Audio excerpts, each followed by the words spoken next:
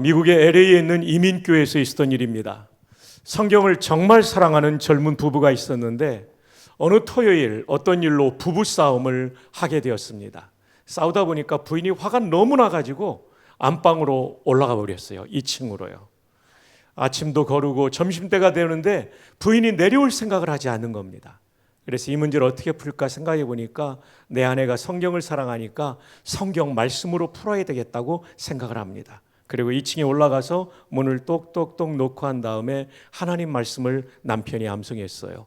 볼지어다 내가 문 밖에 서서 두드리노니 누구든지 내 음성을 듣고 문을 열면 내가 그에게로 들어가. 암송을 하는데 바사락거리는 소리가 나더니 문 쪽으로 나와서 문을 살며시 열면서 아내가 요한복음 15장 5절 하반절 말씀을 암송했어요. 너희가 나를 떠나서는 아무것도 할 수 없느니라. 정말 부인들이 도와주지 않으면 되는 게 없죠. 오늘도 이 말씀 가운데 우리 서로가 좀 화해도 화목도 이루어지는, 선교도 그런 것 같습니다. 교회 공동체가 화목하고 하나 될 때 힘을 모아 외부로도 우리가 선교적 역량을 분출할 수 있는 것이죠. 자, 우리 함께 오늘도 슬라이드를 보시면서 말씀을 듣도록 하겠습니다. 종교개혁자들이 쓰던 라틴어 경구가 많이 있는데 그 중에 하나가 아드 폰테스라는 경구입니다. 아드는 전치사로서 어디까지, 폰테스는 셈이라는 말입니다. 그러므로 아드 폰테스는 직역하면 어떤 뜻을 가지고 있냐면 셈까지, 한 번 더 풀이하면 근원까지라고 우리가 풀이할 수 있죠. 또 한 번 더 풀이하면 본질로 돌아가자. 그래서 이번 부흥의 주제가 본질로 돌아가자입니다. 자, 그러면 종교개혁자들이 외친 본질은 무엇일까요? 첫 번째로는 성경 말씀입니다. 중세 교회는 성경을 제대로 가르치지 않았고 교황의 칙령이나 사람의 언어와 미신적인 미사로 가득 채워져 있었죠. 그들은 라틴어 성경만을 읽었기 때문에 사제들 가운데 라틴어 성경을 제대로 읽지 못하는 분들이 계셨기 때문에 강론을 성경 말씀을 풀어서 할 수가 없었던 거죠. 사실 라틴어는 윈스턴 처칠이 해로우 고등학교를 졸업하고 명문고등학교입니다. 영국 왕립유군사관학교, 우리는 화랑대라고 하는데 거기서는 샌더스트라고 부르는 사관학교에 3번 낙방합니다. 그 이유는 라틴어 때문에 낙방한 거죠. 어쨌든 라틴어 성경을 읽지 못하는 사제들까지 있었으니 중세교회는 성경을 떠난 교회가 되었고 성경을 떠난 교회는 변질될 수밖에 없습니다. 여러분, 제가 계속해서 강조하지만 개혁신학의 제1번은 성경의 최고의 권위, 66권의 성경은 정확무한 하나님의 말씀이다. 여기서부터 시작됩니다. 종교개혁자들이 볼 때 중세의 로마 가톨릭은 성경을 떠나 있었기 때문에 성경으로 돌아가자가 바로 본질로 돌아가자의 1번입니다. 한국교회도 우리 교단교회들은 정말 성경을 잘 지키고 있지만 성경을 떠난 교회가 있어요. 본질로 돌아가야 됩니다. 성경으로 돌아갈 때 부흥이 일어나고 성경으로 돌아갈 때 성장이 일어나고 성경으로 돌아갈 때 선교도 제대로 될 줄 믿습니다. 성경을 사랑하는 우리 모두 되기를 바랍니다. 성경을 읽고 연구하고 묵상하고 순종하고 설교 말씀을 잘 듣는 우리 되기를 주님의 이름으로 축복합니다. 본질로 돌아가자 2번은 교부들의 신학으로 돌아가자. 중세 로만 캐톨릭의 신학은 변질된 신학이었어요. 교부들은 어떤 사람이냐면 사도들이 세상을 떠난 다음에 교회를 지킨 사람들. 왜 교회의 아버지, Church Fathers라고 부르는가 하면 2가지 때문에 그렇습니다. 첫 번째로는 이단으로부터 교회를 지켰습니다. 초대교회부터 이단이 발생하고 성경적이지 않은 교리를 주장할 때 이들은 성경을 연구하고 조직신학을 발전시키며 기독론, 교회론, 종말론, 신론 이런 모든 분분에 있어서 체계를 세움으로써 교회를 지킨 사람들. 이분들이 2세기에서 대략 4세기, 길게 볼 때는 7세기까지 보이는 교부들입니다. 이레니우스, 터툴리안, 어거스틴. 그리고 두 번째로 이 교부들은 로마 정부의 박해로부터 목숨을 바침으로 교회를 지켰습니다. 폴리캅의 순교를 기억하시죠? 이레니우스의 순교를 기억하시죠? 저스틴의 순교를 기억하시죠? 이들은 순교로서 교회를 지켰기 때문에 교회의 아버지라고 부르죠. 이들의 신학은 12사도의 가르침을 제대로 반영한 신학체계였기 때문에, 더 올라간다면 예수 그리스도의 가르침을 제대로 그리고 체계화한 신학들이었기 때문에 교부들의 신학은 가장 성경적인 신학이죠. 칼빈도 제네바에서 1차 개혁을 할 때는 교부들의 신학을 많이 연구하지 않았다가 추방되어서 스트라스부르에 머무는 동안 그는 교부들의 신학에 집중하게 되죠. 칼빈의 신학이 더 깊어지는 시간이었던 것입니다. 교부들, 그들은 교회의 아버지들이며 로마 정부의 박해와 이단의 출현으로부터 교회를 지켰던 사람들, 그들의 신학으로 돌아가자. 이게 본질로 돌아가자입니다. 오늘은 성경으로 돌아가자 중에 중요한 하나님 나라라는 본질을 가지고 여러분과 함께 말씀을 나누려고 합니다. 제목을 한번 읽어볼까요? 시작. 하나님 나라 모습, 교회 모습. 진짜 좋은 교회, 선교적 교회, 그리고 선교의 소명을 감당하는 교회와 노회는 어떤 모습을 가지고 있냐면 하나님 나라의 모습을 많이 가진 교회가 좋은 교회, 좋은 노회, 좋은 남전도회입니다. 자, 그러면 하나님 나라는 무엇일까요?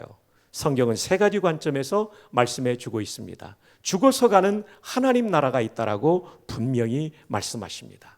자, 누가복음 23장 42절로 43절 우리 함께 읽어요. 시작. 이르되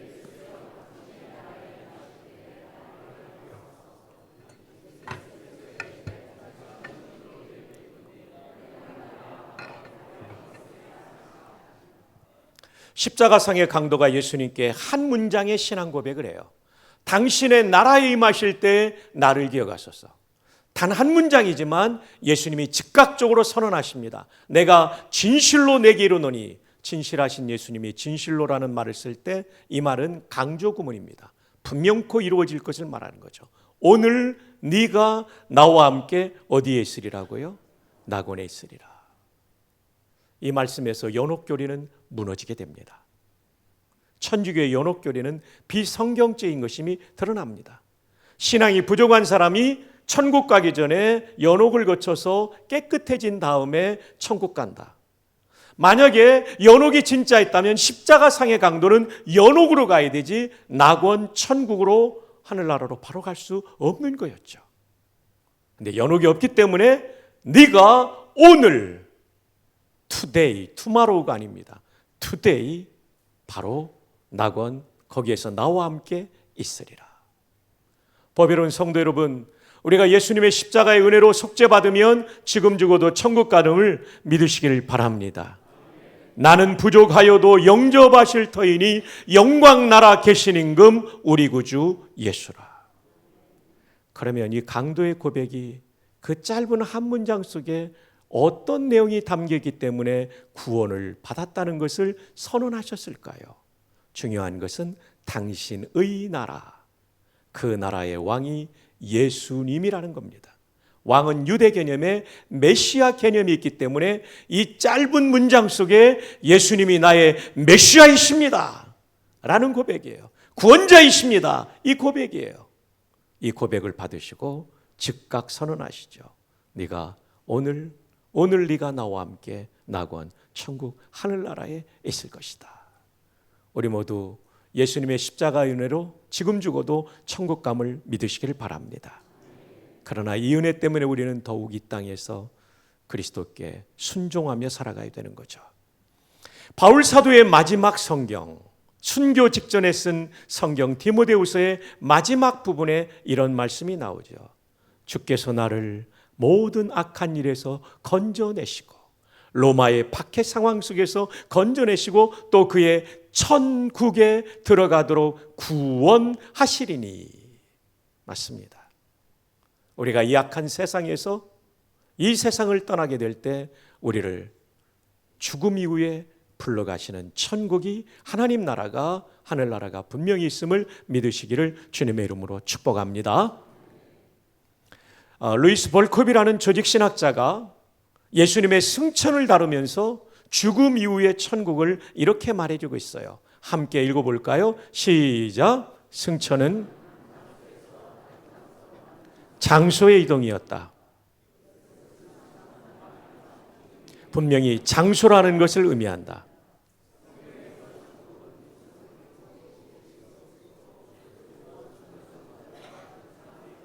장소를 의미한다. 성경은 장소로서의 하늘나라를 생각하도록 가르친다. 여러분, 천국, 우리가 죽어서 가는 하늘나라가 상상 속에 있는 그것이 아닙니다. 분명히 플레이스로 존재한다라고 말해줍니다. 거기에는 부활하신 예수님이 계시기 때문에 부활의 몸을, 인성을 입고 계신 그리스도가 계시고, 죽은 성도들, 우리의 부모님들이 거기에 계시고, 아브라함과 이삭과 야곱과 다윗과 수많은 믿음의 선진들이 계시고, 천사들이 거하는 장소로서 분명히 존재한다는 것을 믿으시기를 바랍니다. 우리도 불언간 거기에서 만나게 될 것입니다. 두 번째, 종말에 임하는 하나님 나라, 새하늘과 새 땅이 있다고 말합니다. 21장 1절 요한계시록 함께요. 시작. 또 내가 새하늘과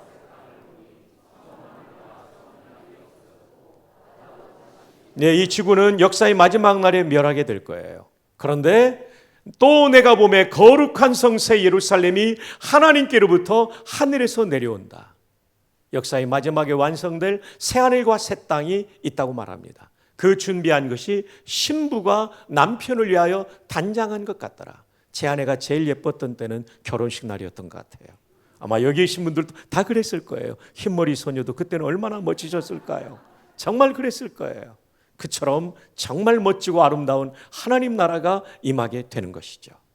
근데 성경은 오늘 여기에서 경험하는, 현재 경험하는 하나님 나라를 말씀하고 있어요. 하나님의 나라는 하고 오늘 본문이 말하는 하나님의 나라는 현재 경험하는 하나님 나라예요. 왕이신 하나님의 통치를 받는 것, 더 쉽게 말하면 하나님 말씀과 기도할 때 주신 감동에 순종할 때 내가 경험하는 은혜의 나라를 말하는 것이죠.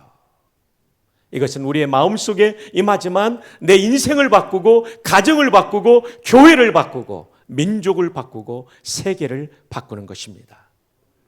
여러분, 100여 년 전에 평안북도 선천은 신자율이 가장 높은 도시였습니다. 주일날은 모든 상점이 문을 닫는 철시가 이루어졌던 것이죠. 선천 외곽에 곽부라는 마을에 무당 하나가 자기 집 앞에 앉아 있었어요. 이름은 백무당이었어요. 남자 무당이었어요. 지나가는 예수 믿는 사람들이 전도합니다. 어이 백무당! 자식들 망하게 하는 짓 그만두고 예수 믿고 천당 가시오. 무당이 전도받으니까 얼마나 기분이 나빴겠어요. 야 이놈들아, 천당이든 백당이든 니들이 나가라고 쫓아버렸어요. 무당이 소리치니까 또 얼마나 무서워요. 예수 믿는 사람이 도망쳤어요. 그런데요, 잠을 자려는데 백무당 자식들 망하게 하는 짓 그만두고 예수 믿고 천당 가시오, 이 얘기가 계속 들려오는 거예요. 견디다 못해 그 다음 주일날 교회를 나갑니다. 그래서 여러분, 전도는 중요한 겁니다. 나가서 선교사님이 담임하는 그 교회에서 온 가족이 예수님을 구주로 믿게 돼요. 내 집에 아들이 하나가 있었는데 너무나 총명해요. 성경을 가르치면 잘 이해하고 소요리 문답을 가르치면 107문항을 다 외우는 거예요. 참고로 소요리는 중화요리와 다릅니다. 중화요리의 요자는 재료 요자고요, 소요리의 요자는 중요할 요자. 중요한 진리를 107개의 문항으로 만들어서 배우게 하는 학습용 교재죠. 이거 굉장히 긴데 다 외우는 거예요. 선교사님이 너무 기특했고 어느 날 신방 가면서 이 장작을 패놓으라고 했죠. 연료가 그때는 나무였으니까요.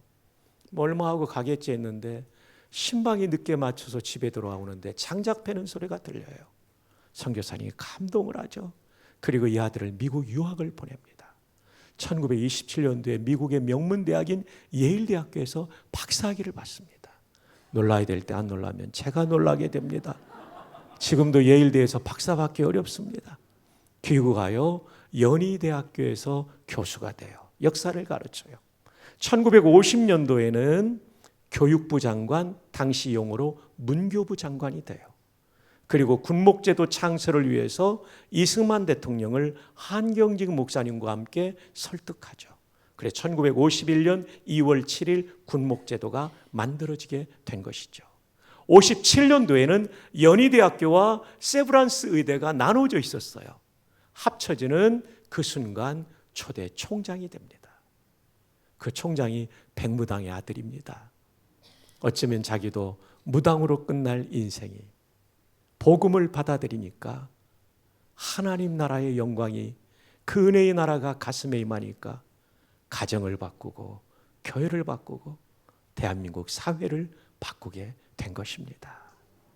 현재적 하나님의 나라는 내 마음에 임하지만 내 인생, 내 가정, 내 교회, 우리 민족 공동체, 아니 세계를 바꾸게 되는 거죠.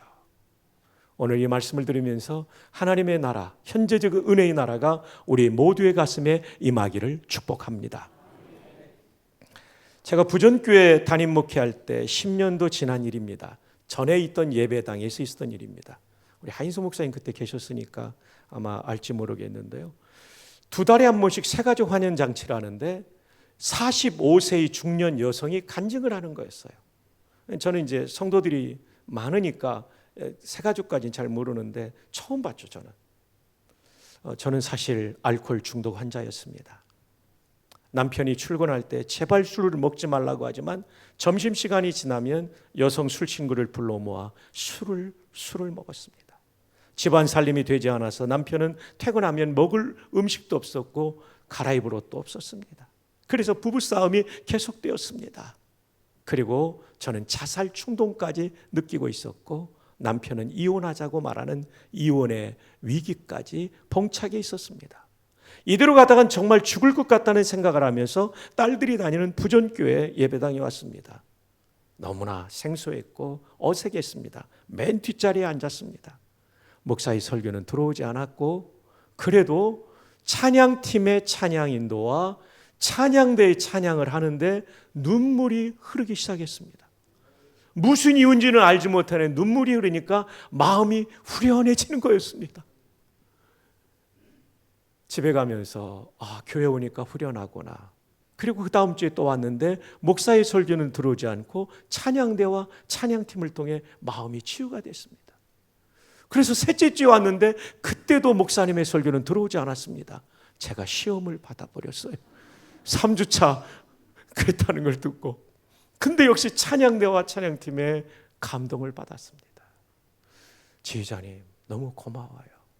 반주자님, 찬양대 대원님들, 여러분 때문에 예수님 만나는 분명히 있습니다. 찬양의 일부는 하나님을 영화롭게 하는 건데 사람의 영혼도 치유하죠. 찬양팀 우리 이규철 목사님과 멤버들 너무 귀하시죠. 4주차부터 말씀이 들어오는데요. 2달이 되니까 술이 싫어지고 끊어지더래요. 자기도 놀랐지만 남편이 더 놀랐대요. 그렇게 신신당부해도 움직이지 않던 아내가 끊어지니까 남편이 무슨 일이냐고 교회 갔더니 이렇게 바뀌었다고 같이 따라 나와서 1년 후에 세례받고 그리고 집사가 되고 총신대 총장과 담임 목사직은 겸임할 수 없는 이중직 금지의 교단의 원칙에 따라 작년 4월 16일 마지막 설교하는데 2부 예배 때 맞은편에 앉아 있더라고요. 하나님은 위대하십니다. 하나님이 저분을 만져주지 않았다면, 하나님 나라가 그 마음에 임하지 않았다면 자살할 수도 이혼할 수도 있는 가정이 회복되었습니다. 할렐루야. 속으로 제가 그 찬양을 하나님께 드렸어요. 여러분, 현재의 경험하는 하나님 나라는 이 작은 우리의 가슴에 임하지만 나를 살리고 가정과 교회를 그리고 우리 사회를 살리는 줄로 믿습니다. 자, 그런데 이 하나님 나라를 말하면서 바울 사도는 전제로서 먹는 것과 마시는 것이 아니오라는 말씀을 하고 있어요. 이것은 1세기 로마 교회의 문제를 이해해야 풀이할 수 있습니다. 그 당시에는 다종교 사회 속에 로마 사회는 고린도도 마찬가지고 로마도 마찬가지고 시장에서 판매되는 모든 고기는 우상의 제단에 바쳤다가 도축할 때 도축한 다음에 바쳤다가 시장으로 유통되었기 때문에 시장에서 사 먹는 소고기, 양고기 이런 것들을 사 먹을 때마다 성도들이 부담이 됐던 거예요. 내가 우상 숭배에 동참하는 것은 아닌가? 그런데 바울 사도의 가르침을 배웠던 성도들은 이걸 분별할 수 있었죠. 혼인을 금하고 어떤 음식물은 먹지 말라고 할 터이나 이 어떤 음식물이 시장에서 판매되는 곡입니다. 음식물은 누가 지으신 바니? 소와 양도 하나님이 지으신 거죠. 그 다음 여성들이 읽어요. 시작.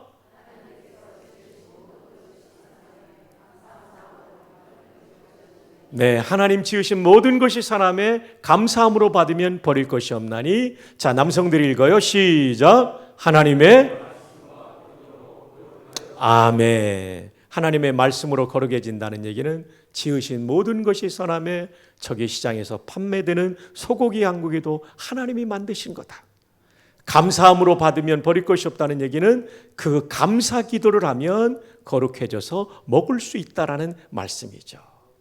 그래서 이 가르침을 따라 시장에서 판매되는 고기를 먹을 수 있다고 주장하는 사람과 먹어서 안 된다고 주장하는 사람의 갈등이 로마 교회의 문제였고, 이 갈등 때문에 교회가 어려워지자 로마서 14장에서 바울은 오늘 하나님 나라라는 주제를 가지고 이 문제를 풀이하고 있어요.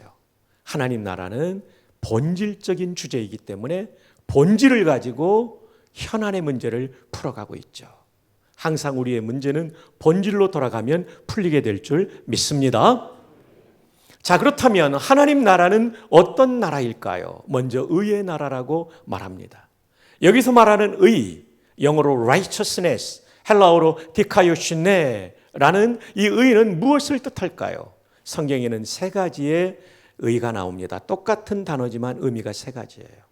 첫 번째, 칭의, 의롭다 칭해주는 것. 믿음으로 의롭다 칭해지는 이신칭의. 우리가 예수님을 구주로 믿을 때 의로워지는 신분을 얻는 칭의. 이것이 성경의 정말 중요한 개념인데 본문에서는 이 뜻이 아닙니다.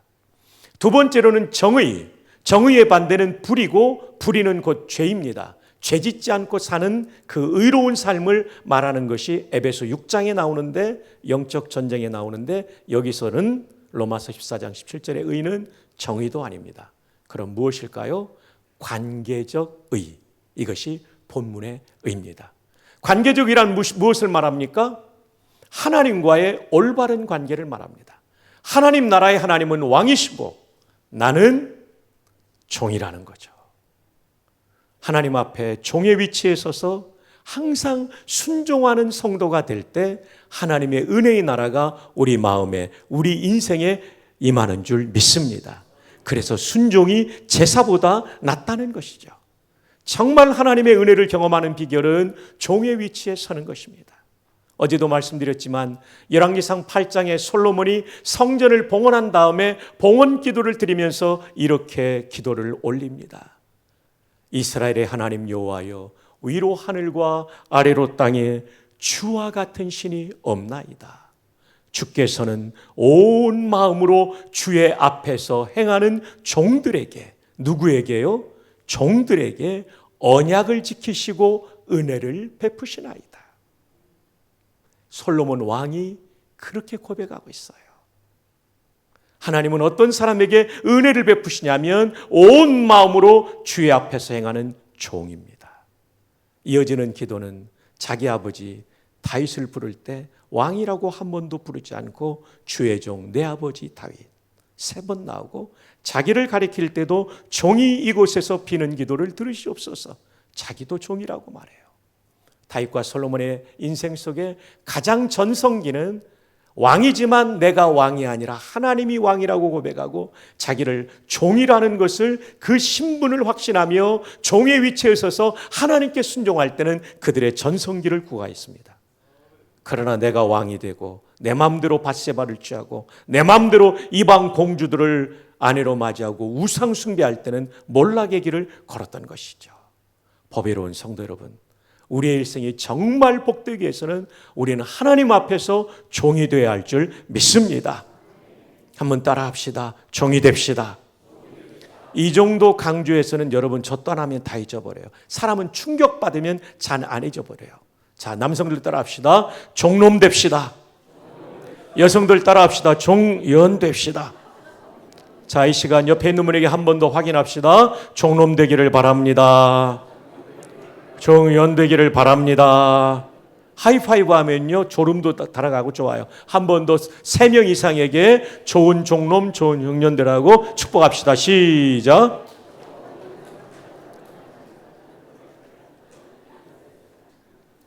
하나님 나라의 은혜를 경험하기 위해서는 순종하는 종이 돼. 이게 성경에 너무나 중요한 주제예요. 다윗의 이 놀라운 고백, 그가 70여 편의 시편을 썼는데 그중에 마지막 수록된 것이 145편입니다. 이 다윗의 시편이에요. 왕이신 나의 하나님이여. 자기가 왕인데, 이스라엘 역사상 최고의 왕인데, 이스라엘 국기는 다윗의 상징물이에요. 다윗의 방패 마겐 다윗. 그 위대한 왕이 하나님이 내 왕이라고. 진짜 왕은, 제일 높은 왕은 하나님이라고. 내가 주를 높이고 왕이 주인이잖아요. 나는 종이라는 얘기예요. 하나님이 이 찬양 들으실 때 얼마나 기쁘셨을까요? 영원히 주의 이름을 송축하리이다. 이 송축이라는 단어를 찾아보면 히브리 말로 바라크예요. 사실 우리 담임 목사님, 제게는 형님이고 선배님이신데 히브리어 전공하신 형님 앞에서 히브리어를 쓰려니까 공자 앞에서 한자를 쓰는 것 같은 느낌이 많이 듭니다. 그것도 UW, University of Wisconsin, 정말 좋은 주립대학이죠. 그러나 준비한 거니까 하겠습니다. 허락하시는 거죠? 네. 자, 이 바라크라는 단어예요. 한번 따라해 볼까요? 바라크. 바라크는 3가지 뜻이 있어요. 축복하다. 사람이 다른 사람을 바라크할 때는 축복하다로 번역해요. 축복이라는 말이 빌축자의 복복자, 복을 빌어주는 거죠. 그런데 하나님이 사람에게 바라크한다 할 때는 복을 주시다, 복을 내리다, 복을 베풀다로 합니다. 저도 하나님 축복해 주시기 나오는데 어법상으로는 맞잖아요. 하나님은 복을 빌어주는 분이 아니라 복 자체를 주시는 분이니까 점차 우리가 고쳐가면 좋죠. 그 다음 3번째 중요한 뜻이 송축하다. 사람이 하나님을 바라크한다 할 때는 하나님에게 우리가 어떻게 복을 드려요? 만복의 근원이신데 우리가 하나님을 어떻게 축복해요? 그런 근거가 없죠. 하나님 외에는 복을 주는 분이 없으니까. 이때는 송축하다. 찬송할 때의 송자, 축하 경화한다 할 때 축자. 하나님을 높여 찬양하고 그분께 축하를 드린다는 거죠. 영어로 보면 이 BDB 사전, 히브리어 영어 원어 사전을 렉시콘이라고 하는데 보면 to adore, 찬미하다. with bended knees, 두 무릎을 꿇고. 한 무릎을 꿇는 게 아니에요. 왜냐하면 무릎이라는 단어에 복수어미가 붙어 있으니까 두 무릎을 꿇는 거예요. 여러분, 두 무릎을 꿇는 것은 고대의 왕 앞에 취하는 예절입니다. 저는 이 단어를 볼 때 너무 감동이 되는 거예요. 다른 찬양하다는 단어를 쓸 수도 있지만 송축하다, 바라크를 썼다는 얘기는 하나님, 저 다윗 말입니다. 제가 이스라엘 왕이지만 하나님 앞에 저 종이에요. 저 무릎 꿇었잖아요. 하나님 영광 받으십시오. 와, 정말 감동이에요. 와. 사랑하는 성도 여러분, 그러니까 145편 1절의 앞부분과 뒷부분이 연결되는 거죠. 하나님을 왕이라고 불렀으니까 두 무릎을 꿇고 찬미한다는 동사로 끝나는 거죠. 보배로우신 찬양대 여러분, 우리가 찬양할 때마다 우리의 마음에 두 무릎을 꿇고 하나님을 왕으로 높여드리는 진정한 예배자들 되기를 축복합니다. 우리 찬양팀도요. 아니, 우리 모두가 그래야 되죠. 찬양은 퍼포먼스가 아닙니다. 공연이 아닙니다. 공연은 뭐예요? 사람을 초점으로 하여 사람이 영광을 받는 것이지만 찬양은 그분만이 높임을 받는 거죠. 하이든 선생님이 천지창조라는 대곡을 지었을 때 첫 곡을 연주할 때 그 극장에 모인 많은 사람들이 너무 감동받았어요. 저도 우리 총신대학 교회음악과가 작년에 이 천지창조하는데 진짜 감격이더라고요. 그 곡을 처음 들었던 사람들이 감동해서 지휘자에게 박수를 보내니까 지휘자가 돌아서서 말합니다. 저는 하이든 선생님이 아니고 하이든 선생님 몸이 아파 저 발코니 층에 계십니다. 관중들이 다 돌아서서 하이든에게 박수를 드니까 하이든이 아픈 몸을 이끌고 간신히 일어나서 손을 하늘을 향해 높이 들며 To him be the glory. 그 하나님께만 영광. 이게 바라크예요.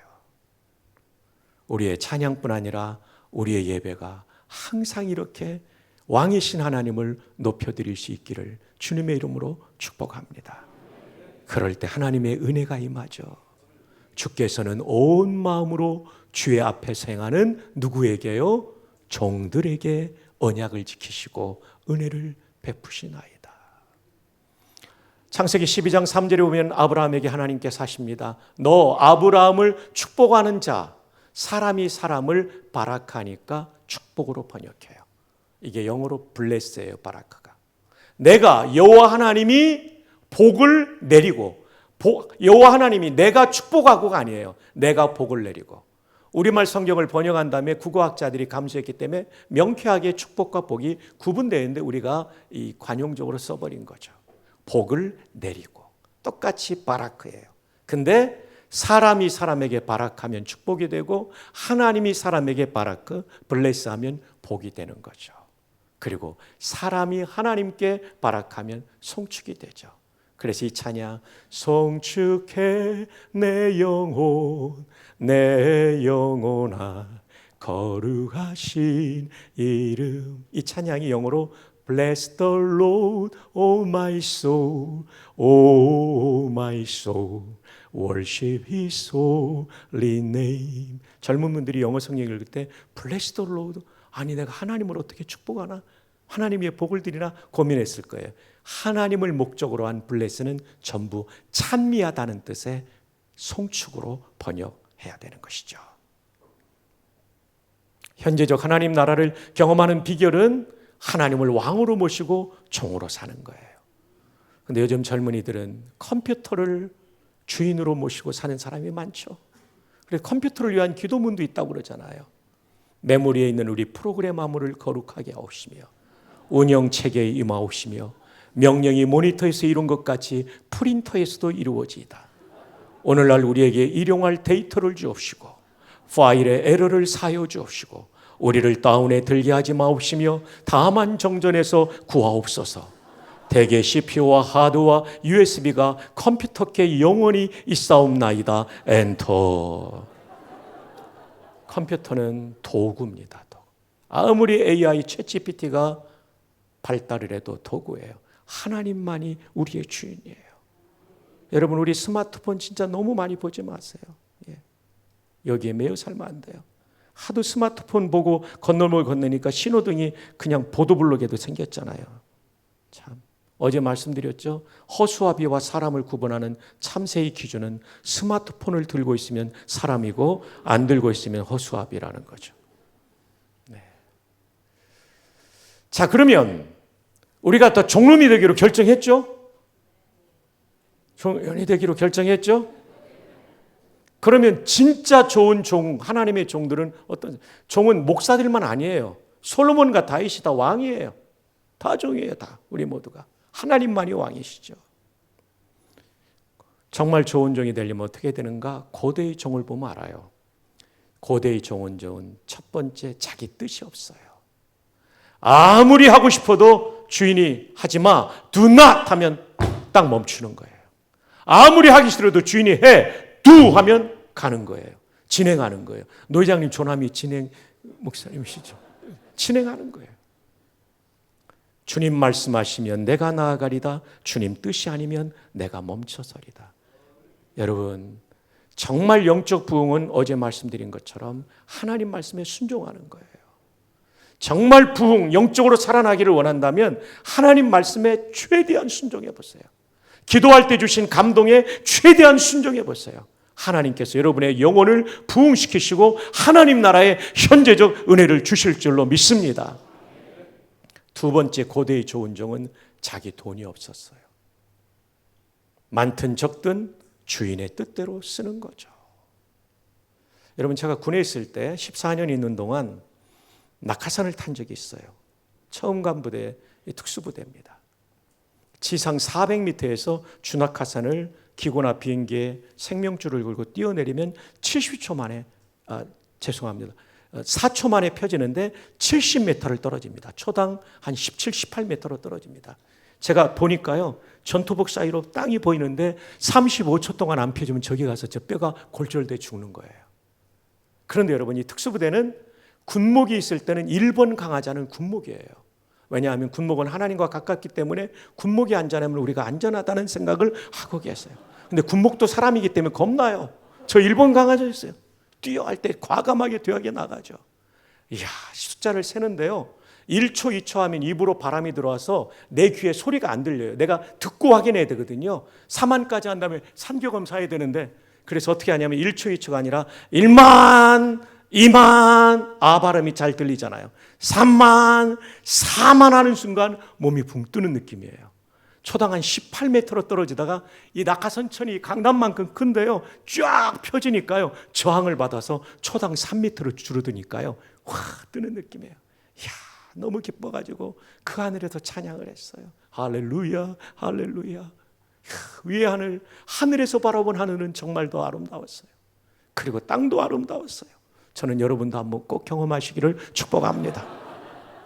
근데 겁은 굉장히 많이 나는데 펴지고 나면 그렇게 행복해요. 와, 창공에서 내려오는 기쁨. 좀 내려오다 보면 30m 지점이 있으면 앞꿈치 무릎을 딱 모으고 힘 빼고 있으면 하나도 안 다칩니다. 근데 여러분, 이 창공에서 낙하산을 타고 내려온 이 기쁨을 누리기 위해서는 반드시 통과해야 되는 것은 3주 지상교육을 통과해야 되는데, 마지막 관문이 모형탑, 막타워라고 그러죠, 영어예요. 모형탑에서 뛰어내리는 거예요. 밑에서 볼 때는 11m가 아무것도 아닌데 올라가면 희한하게 공포가 생겨요. 왜냐하면 인간이 가장 공포를 느끼는 높이가 11m거든요. 그래서 막 수백 명이 공수훈련을 하기 때문에 뛰어하면 바로 팍팍팍 뛰어나가야 되거든요. 근데 겁먹은 병사가 못 뛰어나고 움찔움찔거리면 몇 번 하다가 발로 뻥 차요, 조교가. 그러면 으악 하고 떨어졌는데 안 죽어요. 왜냐하면 모형탑에는 케이블 위에다 도르래 걸어놓고 그 도르래 끈에 내 모형 낙하산을 걸었기 때문에 죽는 법이 없어요. 근데 죽을 것 같아요. 근데 발로 차서 떨어져 가면 잘 가가지고 저 언덕에서 딱 서가지고 또 풀고 와요. 아, 저거 아무것도 아닌데 또 왔는데 또 겁나면 발로 차서 떨어져요. 저도 처음에는 겁나더라고요. 11m가. 그 자세가 안 나와요. 자세가 뛰어나면서 앞에 있는 예비 낙하산을 잡고 엉덩이가 꼭지 쪽으로 V가 돼야 이게 제대로 떨어지거든요. 안 그러면 펴지면서 낙하산줄이 감기면 번데기처럼 죽을 수도 있기 때문에 자세가 중요하거든요. 와, 이거 여러 번 해가지고 저도 합격했어요. 여러분, 근데 왜 분명히 도르래가 앞에 있고 내가 거기에 걸었기 때문에 안 죽는다는 생각이 있는데도 왜 여기가 겁나냐? 인간이 가장 공포를 느끼는 높이가 11m. 그래서 저희는 이것을 공포의 11m라고 부르죠. 이걸 통과해야 400m에서 뛰는 거예요. 그러지 않으면 안전하지 않기 때문에 못 뛰게 합니다. 이 공포의 11m. 저는 우리 성도들에게도 공포의 11m가 있으니 11조 헌금이라고 말씀드리고 싶어요. 11조 설명하려고 공수교육 얘기를 드렸습니다. 어떤 분은 11조 하면 죽는 줄 알아요. 아니에요. 저 10살 때 아버님 돌아가셨는데 얼마나 가난한 집이었는지 몰라요. 자녀 6남매. 그래도 어머님이 11조 했어요. 성규야, 드리는 기쁨에 있어. 그 하나님은 그 헌신을 보시고 아들인 저에게 말로 형용할 수 없는 은혜를 주셨어요. 여러분, 11조는 신앙 고백입니다. 다윗이 7조 원의 헌금을 드렸던 그 기도처럼 역대상 29장 14절입니까? 5절에 보면 나와 내 백성이 무엇이기에 이처럼 즐거운 마음으로 드릴 힘이 있었나이까? 모든 것이 주께로 말미암았사오니 주의 손에서 받은 것으로 돌려드렸을 뿐이니이다. 이게 헌금의 정신이에요. 내가 뛰어나서 번 게 아니라 모든 것이 주께로 말미암았사오니 주의 손에서 받은 것으로 드렸을 뿐이니이다. 그리고 앞부분에 나와 내 백성이 무엇이기에 이처럼 즐거운 마음으로. 사랑하는 여러분, 좋은 종은 자기 돈이 없는 사람이에요. 주 뜻대로 헌금하고 쓰는 거죠. 이번에 선교를 위해서도 헌신해 주신 무명의 헌신자들에게 하나님은 그 헌신을 기억하실 거예요. 세 번째로 좋은 종은 자기 자녀가 없어요. 아무리 내 자녀라도 내가 그 보직을 결정하지 않아요. 하나님 주인이 결정하는 거죠. 여러분의 자녀의 미래도 여러분이 결정하지 마시고 하나님이 어떻게 결정하시는지 계속 기도하고 인도를 받아가십시오. 그러는 중에 신학을 하겠다는 아들과 딸이 나온다면 여러분 그냥 주저하지 말고 젊은이들은 총신대학 신학과로 또 대학을 졸업한 사람은 총신대학 신학대학원으로 보내주시기를 바랍니다. 목회자들이 부족하기 때문에 앞으로 더 놀랍게 쓰임받을 거예요. 전액장학금 받으면서 공부할 수 있을 거예요. 정말 목회는요 힘든 건 사실이에요. 근데 목회만큼 한 인간이 가장 보람 있게 인생을 사는 방법이 또 있을까요? 저를 통해 전도받고 구원받은 사람, 제 설교를 통해 구원받은 사람, 그리고 아까처럼 알코올 중독에서 치료된 사람, 물론 찬양대하고 동요한 겁니다. 먼저는 찬양대였어요. 그리고 우리 찬양팀도요. 그리고 이혼의 위기에서 극복된 사람. 와, 목회는 너무 보람 있습니다. 목회만은 안 돼, 이러면 안 됩니다. 선교자 안 돼, 이러면 안 돼요. 주께서 쓰시겠다 하면 드리시는 여러분 되기를 바랍니다. 저는 수성로에서 매년 신대원생이 5명은 나와야 된다고 생각을 합니다. 대동교회에서 1명 이상은 꼭 보내주시기를 바랍니다. 고대의 좋은 종은 마지막 네 번째, 자기 생명이 없었죠. 주기철 목사님, 폴리캅 다 자기 생명을 주인 뜻대로 맡겼죠. 제가 옥스퍼드 갔을 때 이번에 크레머라는 그 종교개혁 시대의 그 신학자가 있었어요. 영국의 여왕 피에 메리가 너무나 우리 신교를 박해하니까 잠깐 변절했다가 이게 아니라고 깨닫고 화형을 당한 순교자예요. 이분은요, 내가 피에 메리에게 굴복했던, 그래서 서명을 했던 오른손부터 불태우라고. 정말 눈물 나더라고요. 눈물 나더라고요. 여러분, 기독교는요 어떤 종교냐면 생명을 주신 그분 앞에 내 생명도 바치는 거예요. 기독교를 평가 잘 하지 마십시오. 위대한 곳입니다.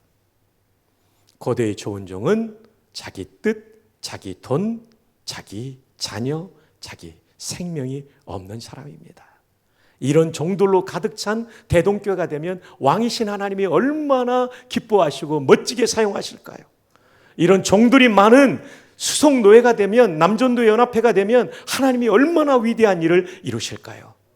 그런 의미에서 한 번 더 이 네 가지가 없는 종이 되자고 이번에 꼭 해야 됩니다. 하이파이브. 3명 이상에게 좋은 종놈 되시기 바랍니다. 좋은 종연 되시기 바랍니다. 3분 이상에게 합시다. 시작.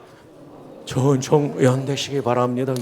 좋은 종연 되시기 바랍니다. 좋은 종연 되시기 바랍니다. 아이고, 형님하고 한번 해야죠. 좋은 종놈 되시기 바랍니다. 노회장님 해야죠. 좋은 종놈 되시기 바랍니다. 아이고, 우리 여기 회장단 다 한 번씩 해야죠. 와, 정말 이게 성경의 핵심입니다.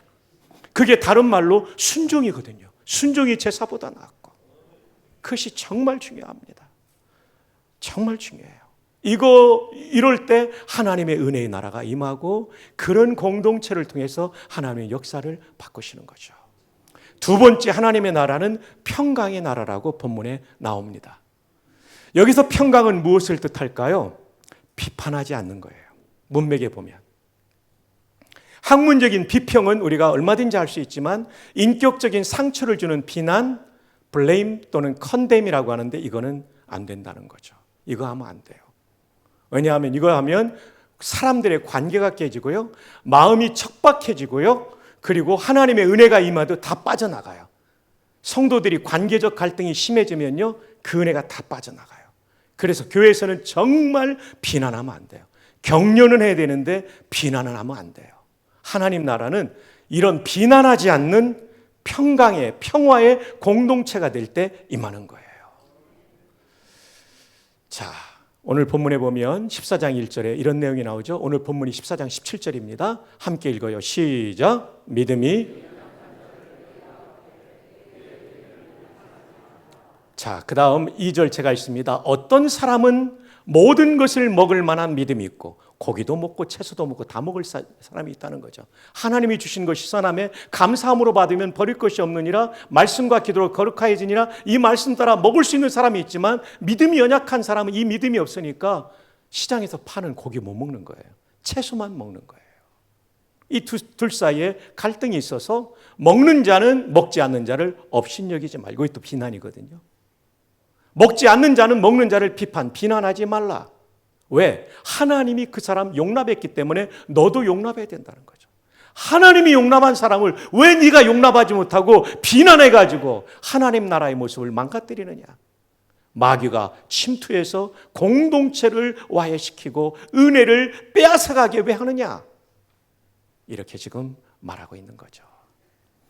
여러분, 1500년대 종교개혁이 이루어지고 100년 후에 유럽 전체는 피로 물드는 30년간의 전쟁, 1618년부터 1648년까지의 전쟁, 프로테스탄트 국가, 그 종교개혁을 일으킨 국가들과 캐톨릭 국가 사이의 전쟁이었어요.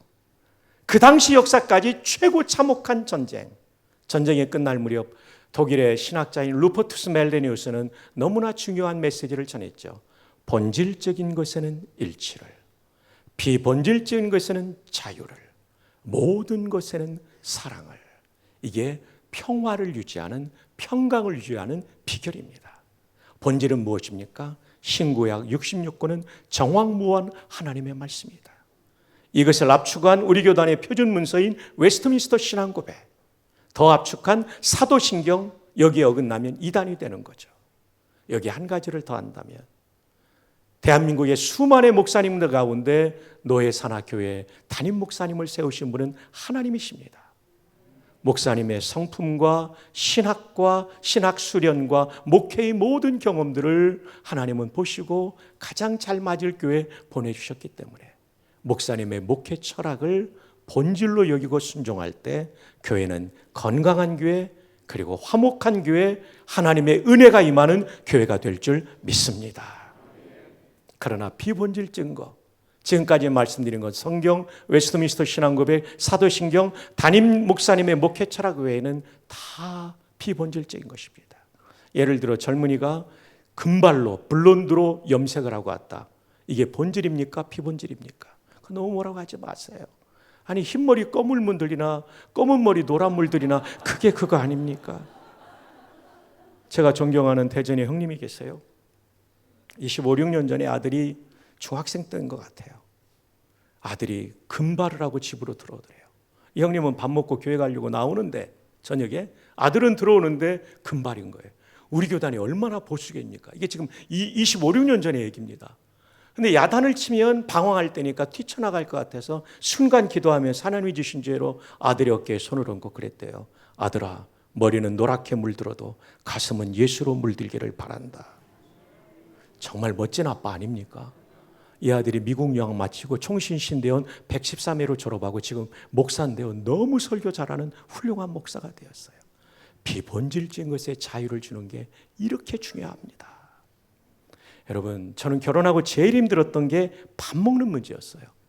저희 어머님이 만들어준 음식은 좀 기름기 있는 음식, 그리고 고기를 못하면 튀김이나 부침개라도 해서 좀 기름기한, 배가 좀 찬 듯한 느낌을 주는 음식을 어머님이 해주셔서 저는 그걸 먹고 자랐기 때문에 결혼하고 그걸 요구했는데 제 아내는 채소를 좋아하는 집안이었던 거예요. 결혼해서 계속 풀을 갖고 오는 거예요.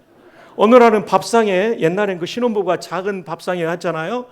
풀이 너무 많은 거예요. 제가 화가 나가지고 오늘은 숲이 올라오는구나. 그 다음에 해서는 안 될 말을 했어요. 좀 이따 뱀 나오겠다. 아직까지 상처가 되어 있습니다. 근데 30여 년이 지난 오늘 보면요, 저희 6남매가 둘째 누나 빼놓고는, 제가 1남 5녀거든요. 다 고혈압이 있어요. 왜냐하면 어머니 레시피를 따랐기 때문에. 근데 저는 아직도 약 먹지 않고 혈압이 유지되고 헌혈도 대학생들하고 하고 뭐 성인병이 하나도 없어요. 저는 이것이 하나님의 은혜인 동시에 풀을 먹인 제 아내의 공로라고 생각합니다. 그러나 영양소, 필수 영양소들은 다 채워졌죠. 콩이나 두부 이런 걸로. 저는 튀김을 원했지만, 부침개를 원했지만 제 아내는 콩이나 두부, 계란으로 채워졌어요. 그래서 비본질적인 것에 자유를 주는 것이 얼마나 중요한지 모릅니다. 사랑하는 성도 여러분, 말씀드린 본질이 아니면 용납하시기를 주님의 이름으로 축복합니다. 나와 기질이 다르고 나와 말 표현이 다른 것도 용납할 때, 그걸 문제 삼고 비난하지 않을 때 교회는 하나님 나라의 현재적 은혜를 경험하게 될 것입니다. 자, 비본질적인 것의 자유를 설명할 수 있는 기독교 윤리학 용어는 아디아포라입니다. 이거는 중간고사에 나올 수 있는 문제입니다. 한번 따라합시다. 아디아포라. 이것은 기독교 윤리학 용어로서 구별할 수 없는이라는 뜻인데, A를 선택해도 죄가 되지 않고 B를 선택해도 죄가 되지 않는 것. 다시 말하면 시장에서 파는 고기를 사 먹어도 죄가 되지 않고 사 먹지 않아도 죄가 되지 않는 것. 죄라면 비난을 해서 형제의 마음에 상처를 주는 게 죄이죠. 김장한 목사님이 미국인과 결혼했어요. 59년도에 수원으로 들어오셨어요. 결혼 생활하면서 제일 힘들었던 건 치약이었어요. 지금의 치약은 플라스틱으로 되어 있어서 중간을 눌러짜도 원형이 복구되지만 옛날은 알루미늄 계열이었기 때문에 중간을 눌러짜면 낭비되는 게 있었어요. 가난한 집에서 자라난 김장한 목사님은 지금도 굉장히 검소해요. 밑에서부터 잘 감아 올려가면 다음에 들어가면 중간을 푹 짠 거예요. 또 감아 올라오면 그런 거예요. 보니까 사모님이었어요. 이거 가지고 몇 번 티각태각을 했어요. 근데 풍요로운 미국에서 오신 사모님은 그게 아무 문제가 안 되는 거예요. 빨리 바쁜데 편하게 짜는 거죠. 이것 때문에 불편해하던 김장한 목사님 새벽 기도하시는데, 장원아, 너 때문에 그 험한 태평양을 건너 여기까지 왔는데 그거 가지고 싸울래? 그 다음부터 싸우지 않으니까 가정에 평화가 임하고 지금까지 행복하게 사시는 거죠. 여러분의 부부의 치약은 무엇입니까? 본질이 아는데 싸우고 있는 문제는 무엇입니까? 오늘 집에 갈 때 꼭 하이파이브를 부부가 하면서 아디아포라를 외칩시다. 자, 우리 옆에 있는 분에게 한번 외칩시다. 아디아포라. 뒤에 있는 분에게도 외칩시다. 아디아포라. 교회에 와가지고 검찰청에서 나온 사람처럼 눈 이렇게 막 째려보면서 뭐 틀린 거 없나 이러려고 하지 마세요. 교회는 그런 데가 아니에요. 교회는 경찰청도 아니고 검찰청도 아니에요. 감사원도 아니에요. 교회 와서는 하나님께서 우리를 통치하시도록 하나님을 왕으로 모시고 그 다음에는 서로 용납하는 거예요. 본질을 어기면 이단되고 잘못되니까 이거는 분명히 우리가 정리해야 되지만 본질 아닌 거는 다 용납해야 돼요. 예. 교회는요, 친정집 같은 교회가 있고 시댁 같은 교회가 있는 거예요. 친정집 같은 교회는 환대하는 교회입니다. 그러나 시댁 같은 교회는 냉대하는 교회입니다. 벌써 안 믿는 사람도 와보면 여기가 친정집인지 시댁인지 다 압니다. 그래서 우리 교회가 친정집 같은 교회가 돼야 돼요. 따뜻하게 품어주고 비난하지 않고, 우리는 다 연약합니다. 우리 주님 바라봅시다. 잘해봅시다. 이래야 되는 거죠. 정현정 시인의 방문객이라는 시를 저는 즐겨 애송합니다. 한번 들어보세요. 사람이 온다는 건 실은 어마어마한 일이다. 그는 그의 과거와 현재와 그리고 그의 미래와 함께 오기 때문이다. 그의 일생이 오기 때문이다. 여러분, 지금 여러분의 일생을 가지고 이 예배당에 와 계신 거고, 여러분 한 분 한 분이 너무 귀한 분인 거예요. 신은 이렇게 이어집니다. 부서지기 쉬운, 그래서 부서지기도 했을 마음. 그렇죠. 우리가 세상에서 살면서 얼마나 마음이 많이 부서져요. 그죠? 아프고 상처받죠. 신은 또 이렇게 이어집니다. 그 갈피를 바람은 더듬어 볼 수 있는 마음. 여러분, 이때 바람은 태풍이 아니라 미풍일 것 같아요. 우리 초등학교 다닐 때 불렀던 동요처럼 산 위에서 부는 바람, 시원한 바람. 그 다음 뭐죠? 그 바람은 고마운 바람. 제가 사실 뒷부분을 잊어버렸는데 여러분 때문에 알게 됐어요. 여러분, 초등학교를 굉장히 명문 초등학교 나오신 것 같습니다. 진짜 옛날에 저희 집 뒤에 그 현충탑이 있는 산에 올라가면요, 막 뛰어 올라가면 그 봄 가을에 부는 바람을 맞으면 시원하고 이 갈비뼈 속까지 들어오는 느낌이 왜 들은 때가 있지 않았습니까? 바람이 그런 거라는 거죠. 바람은 그 부서지기 쉬운 마음의 갈피를 더듬어 볼 수 있는 마음. 내 마음이 그런 바람을 흉내낸다면 필경 환대가 될 것이다. 너무 멋진 시죠. 여러분, 여기에 대구의 많은 시민들이 대동교회일 뿐 아니라 수송로의 교회들이 올 거예요. 그때 우리의 바람이 태풍처럼 하면 다 떠납니다. 산 위에서 부는 바람, 고마운 바람. 그 바람은 좀 어떻게 된 거죠? 하여튼 엉켰어요. 그 갈피를 바람은 더듬어 볼 수 있는 마음, 내 마음이 그런 바람을 흉내낸다면 필경은 환대가 될 것이다.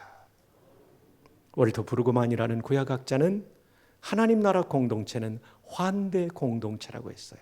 아브라함이 나그네를 환대하다가 예수님 만나자. 환대입니다. 환대. 여러분, 옆에 있는 분에게 환대하는 차원에서 이렇게 한번 서로 약속하면 어떨까요? 한 달 안에 밥 한 끼 꼭 대접하겠습니다. 시작. 한 달 안에 밥 한 끼 꼭 대접하겠습니다. 환대, 아디아포라. 막 너무 검찰청, 경찰청처럼 이 교회가 이러면 이건 시댁 같은 교회가 돼요. 며느리들이 시댁 때문에 받는 상처가 얼마나 많이 있습니까? 시자만 들어가면 막 부담이 되고 그러더라고요. 며느리들 신방 가서 보면.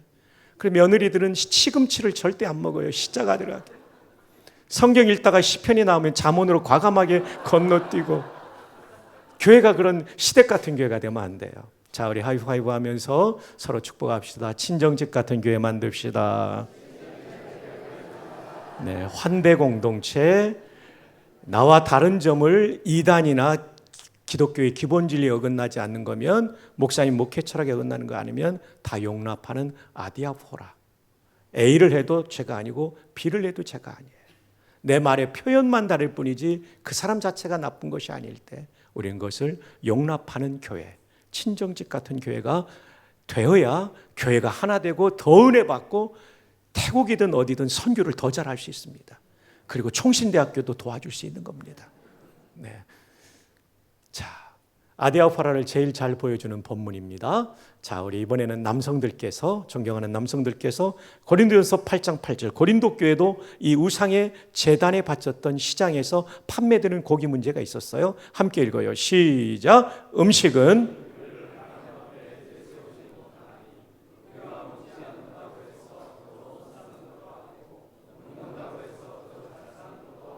이게 아디아포라예요.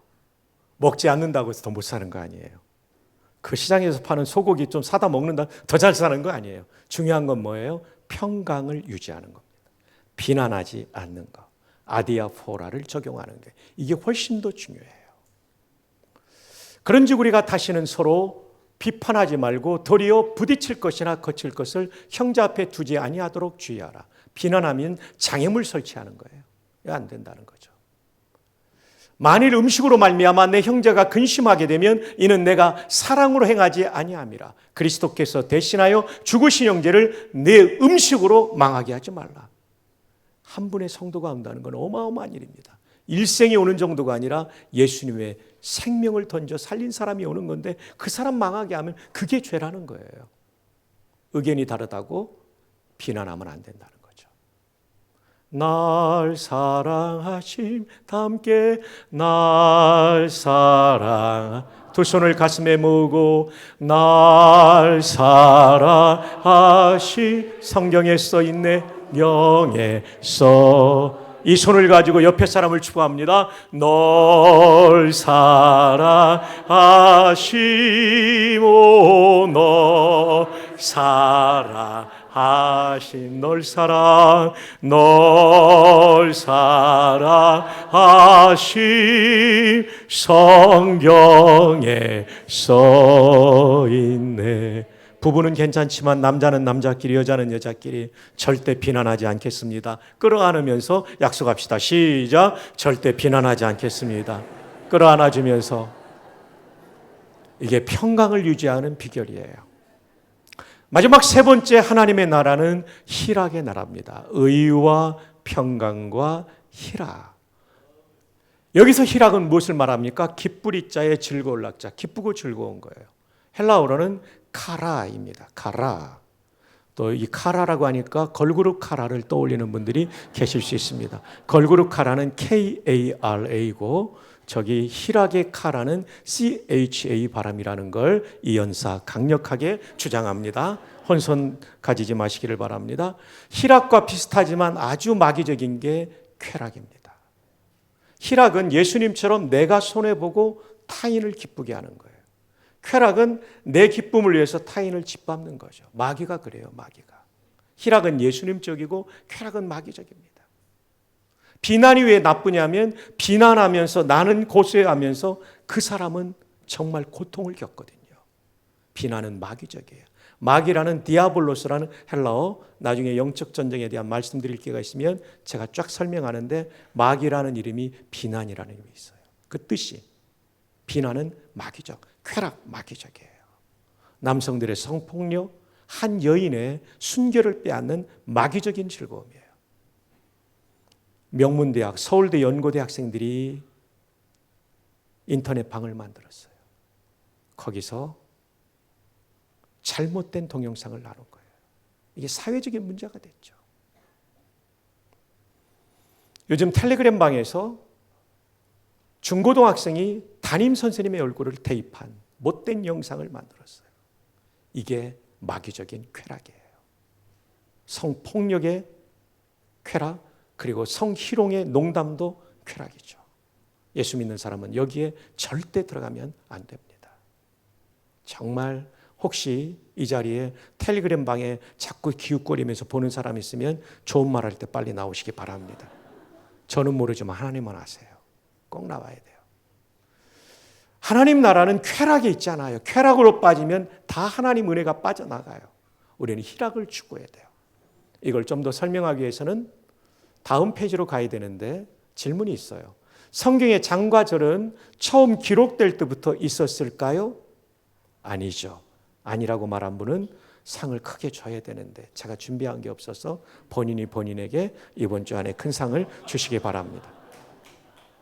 장은 1204년에 캔터베리 대주교 랑톤입니다. 여러분 캔터베리 대주교는요 성직자인데 거기는 영국은 국가교이기 때문에 이 캔터베리 대주교 서열이 굉장히 높대요. 왕, 수상 뭐 이렇게 몇 번 내려가면 대주교래요. 이분이 장을 구분했어요. 그 전까지는 장에 대한 시도가 있었지만 이게 우리가 쓰는 거죠. 1551년에 스테파노스, 이 사람은 또 프랑스 사람이에요. 이분은 평신도예요. 아들은 유명한 신학자였고 인쇄업을 하는 분인데 성도들을 돕기 위해서 절을 만들었죠. 아니면 만약에 이게 절이 안 만들어졌으면 우리는요 오늘 본문도 이제 장은 됐으니까 로마서 14장인데요 중간쯤 내려오면 그런 말이 있어요. 참 찾아봅시다 이렇게 해야 되는 거예요. 근데 절이 있으니까 17절을 딱 찍을 수 있었죠. 예수님도 구약을 인용할 때 이사야 몇 장 몇 절 이러지 않으셨어요. 이사야의 글에, 다윗의 시편에, 율법에 이렇게 했어요. 정말 우리는 편한 시대에 참 예수님 믿고 있어요. 성경을 열심히 읽어야 되겠죠? 작년 11월에 웨스트민스터 총장 피터 릴백 총장님이 제가 취임했다고 선물을 갖고 오셨어요. 미국의 큰 기업가가 사본 성경을 고가로 매입해가지고 이렇게 세계의 신학교나 이런 데 기증을 하는데 아시아에서 최초로 저희한테 줬어요. 히브리어, 우리 담임 목사님 전공한 히브리어 율법서, 창출 레민신. 이야, 저 사본 처음 봤는데요. 높이가 40cm고 길이가 60m입니다. 가죽인데요. 소가죽인데 세상에 저는 두꺼운 줄 알았어요. 가죽 성경이. 여러분 주보 모은 것보다 조금 두꺼울 정도입니다. 그리고 미색으로 색깔이 잘 나왔어요. 여러분 이 신명기까지 모세 오경만 기록하는데 소가 몇 마리 들어갔냐면 60마리 들어갔어요. 예, 참 대단하죠. 그거 굉장한 거죠. 그리고 창세기 1장 1절을 딱 보는데 브레시트 바라 엘로힘 에타샤마임 웨트 하레츠 쫙 나오는데 이 중요 단어는 또 면류관까지 그렸어요. 이야, 저도 처음 봤어요. 17세기 히브리어 성경. 이걸 우리 총신이 받았는데요. 제가 그걸 보면서 하나님 앞에 너무 감사하고 릴백 총장님께 감사하고 또 하나는 야, 진짜 우리는 이만한 볼륨으로 66권을 다 가지고 있는데 저분들은 모세 오경만 해도 저 정도였으니 얼마나 힘들었을까. 사랑하는 여러분, 우리는 정말 좋을 때 예수 믿고 있습니다. 성경 베고 자지 마시고 읽고 이렇게 하시기를 축복합니다. 자, 성경이 기록될 때 장과절이 없었기 때문에 성경을 연구할 때도 14장이 끝났다고 주제가 안 끝날 수 있어요. 15장까지 가야 주제를 놓치지 않는데 오늘 본문이 바로 그런 케이스죠. 자, 15장 1절 남성들 읽어주세요. 시작.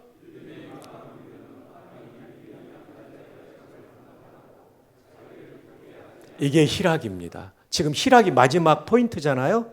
희락이 15장으로 연결되는. 희락은 나를 기쁘게 하면 희락이 아니라는, 그건 쾌락이라는 거죠.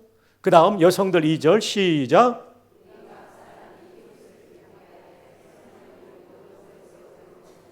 우리 모든 성도는 각각의 성도가 이웃을 기쁘게 해야 된다는 거죠. 이게 희락, 하나님 나라의 모습이라는 거죠. 그런데 기쁘게 한다고 마약 사주고 술 사주고 기쁘게 하면 안 된다는 거죠. 선을 이루고 덕을 세우도록 할지니라. 그러면서 예수님 얘기를 합니다. 제가 있습니다. 그리스도께서도 자기를 기쁘게 하지 아니하셨나니. 예수님이 자신의 기쁨을 추구했다면 십자가를 지지 않으셨을 것이고 우리의 구원은 없는 겁니다. 예수의 제자된 우리의 삶은 철저하게 나보다 하나님, 나보다 이웃입니다. 이럴 때 하나님의 은혜의 나라가 우리 가슴과 우리 가정과 교회에 임하는 거예요. 대구 시민 가운데 불신자가 딱 들어왔는데 이 교회 보니까 성도들이 서로를 존중하고 서로를 이렇게 앞세우고 서로 상처받지 않도록 배려하고 서로의 기쁨을 추구하면 그 사람들이 뭐라고 느끼겠어요? 야, 세상과 다르네. 기독교 진짜 좋은 데구나. 우리가 그런 교회 만들어가기를 축복합니다. 예. 자, 그래서 바울은 이렇게 말하죠. 고린도전서에 다 함께 읽어요. 시작.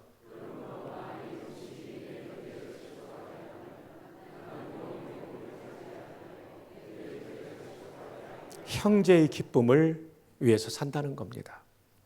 그런데 지금 말씀드린 의와 평강과 희락은 우리 인간 본성에 반하는 것이에요. 반대되는 거예요.